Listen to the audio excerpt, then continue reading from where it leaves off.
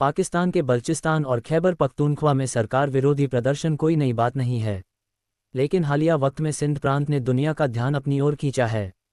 सिंध में लगातार पाकिस्तान की सरकार और सेना के खिलाफ लोग सड़कों पर हैं। सिंध में चीनी नागरिकों पर भी हमले हुए। इससे ये हुआ कि चीन की सुरक्षा कंपनियों के सिंध में एंट्री हो गई।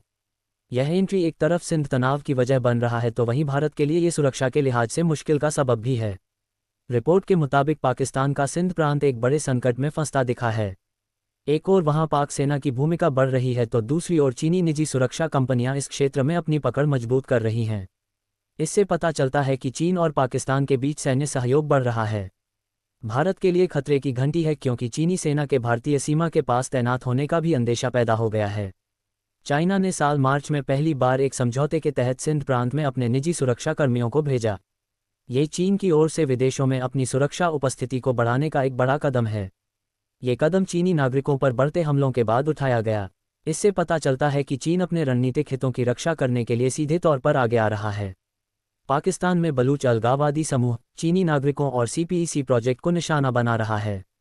इसके जवाब में बीजिंग ने अपनी सुरक्षा को बढ़ाया।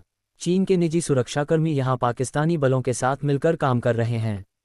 पहली बार यह हुआ है कि चीन के सुरक्षाकर्मी पाकिस्तान के सिंध में तैनात हैं और इस तैनाती के लिए चीन ने पाकिस्तान के शहबाज सरकार पर दबाव डालकर समझौता किया है।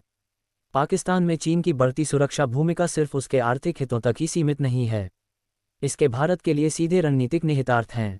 भारत के लिए सबसे चिंता की बात यह है कि चीन LOC पर पाकिस्तान को सैन्य मदद दे रहा है। इनमें बंकरों का निर्माण, ड्रोन आपूर्ति, इनक्रिप्टेड कम्युनिकेशन सिस्टम और रडार तकनीक शामिल हैं। ये सभी चीज़ें भारत के खिलाफ पाकिस्तान की निगरानी और हमले की क्षमताओं को बढ़ाती हैं। पाकिस्तान के साथ सैन्य सहयोग बढ़ाना चीन की भारत की ओर घेरने की रणनीति का हिस्सा है। इसे श्रीलंका